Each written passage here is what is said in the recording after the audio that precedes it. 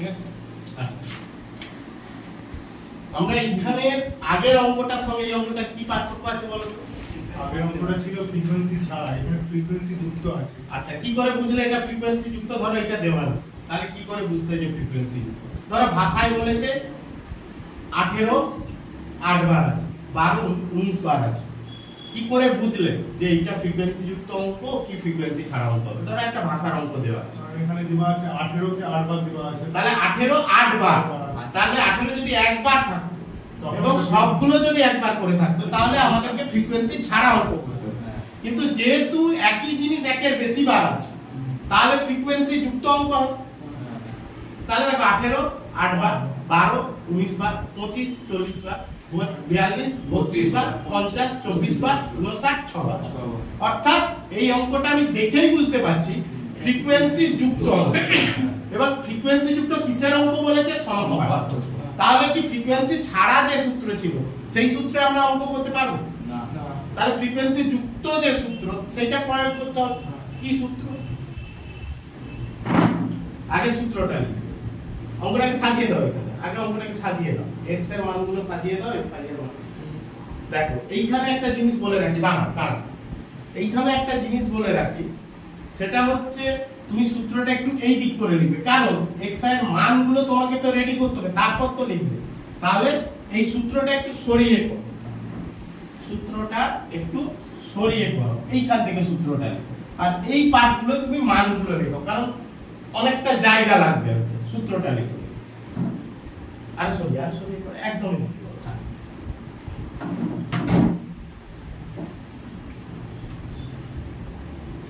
সূত্রটার সহজ নিয়ম কি?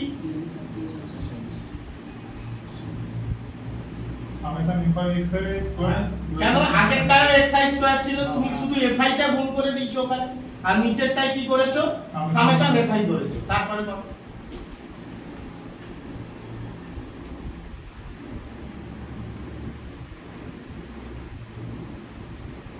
এটা হোল স্কয়ার, রুটটাকে বাড়াও, হোল স্কয়ার বেরিয়ে আছে, রুট হচ্ছে ছাতার মতো প্রত্যেকের মাথায় থাকবে। তাহলে সূত্রটা কি করেছো একবার বলো? Summation fi xi square divided by summation fi minus summation fi xi square divided by summation fi whole square. আচ্ছা, তাহলে এটা দেওয়া আছে, তাহলে আমাকে কি কি বের করতে হবে আগে বলো? এখানে সামেশন xi বার করতে হবে, summation xi square, xi square, মানে আগের অঙ্কটায় তুমি xi স্কয়ার বের করেছিলে, এখানেও xi স্কয়ার বের করতে হবে, তাহলে বের করো। আগে সংখ্যাগুলো বসাও। 18 কেন না কেন বসে কেন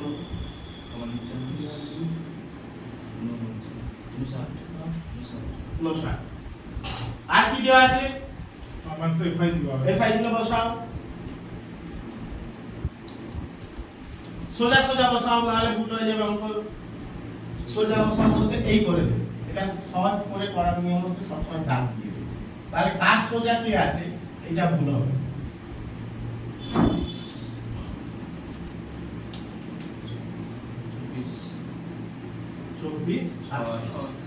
তাহলে অঙ্ক দেওয়া কমপ্লিট। তাহলে প্রথম কাকে বের করবে সেইটাকে গোল করো তো। প্রথম কি বের করতে চাও? xi স্কয়ার, তাহলে এটা গোল করে দাও, এটা গোল করো, xi স্কয়ার বের করতে চাও, তাহলে তোমার ইন্ডিকেশন হয়ে গেল। তাহলে xi স্কয়ার কি করে বের করবে?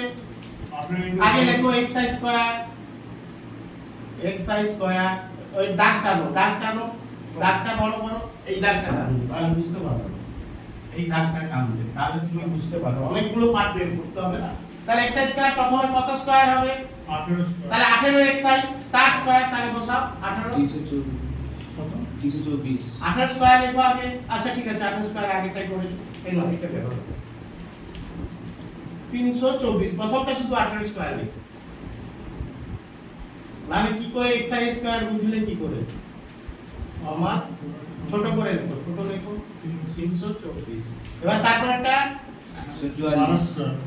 12 স্কয়ার, ভুলে কেউ 19 স্কয়ার করে দেবে না, 19টা ফ্রিকোয়েন্সি কিন্তু 144, তারপর হচ্ছে 25 স্কয়ার, 25 স্কয়ার লিখতে হবে না, শুধু এই করে দাও, সংখ্যাগুলো লেখো 25, এই দাগ টানো আমি পর্যন্ত দাগ টানো, ভুল হয়ে যাবে না। হ্যাঁ, তারপর হচ্ছে 42 স্কয়ার, 764,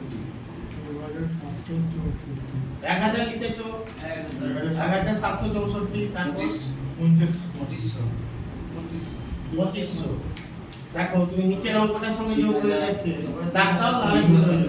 3481 এই সবাই এই দাগটা দিয়ে করবে তাহলে কিন্তু ওর ঘাড়ে সে চেপে যাবে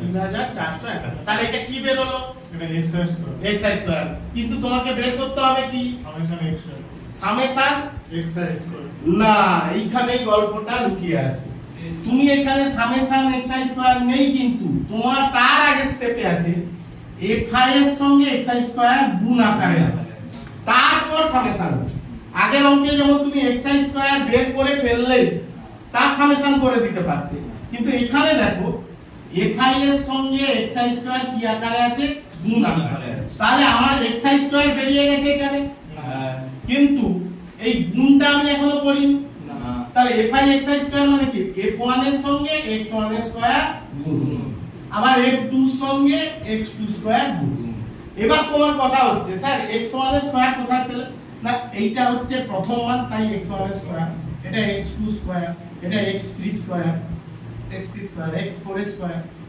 এই যে আমি পরপর করছি সেটা এইবার তাহলে f1 কোনটা দেখো ফার্স্ট f1 হচ্ছে 8 স্টার্ট দিয়ে সেকেন্ড f2 তাহলে কার সঙ্গে কার গুণ হবে স্টারটা দিয়ে রাখলে তুমি এই স্টারের সঙ্গে এই পার্টটা এরকম নিচে একটা করে দাগ দিয়ে রাখো তাহলে তুমি বুঝতে পারবে প্রথম কার সঙ্গে কার গুণ হচ্ছে নাহলে এর সঙ্গে তুমি ভুলে এর গুণ করে দিবে তাহলে এই স্টারের সোজাসুজি যে আছে তার গুণ। তাহলে বসাও এবার লেখো কি লিখবে fi xi স্কয়ার আগে মাথায় রেখো xi square square square miss করছো দেখো সূত্র দেখবে সূত্র দেখে এখানে লিখবে আচ্ছা তাহলে এই পার্টটা মুছে দাও না মুছলে হবে না এইটা শুধু মুছে দাও আর এই দিকটা মুছে দাও সূত্র তো হয়ে গেছে না সূত্র দেখে করতে হবে আর একটু সরিয়ে লেখো fi xi স্কয়ার আর একটু সরিয়ে লেখো এই উপরে উপরে লেখো এই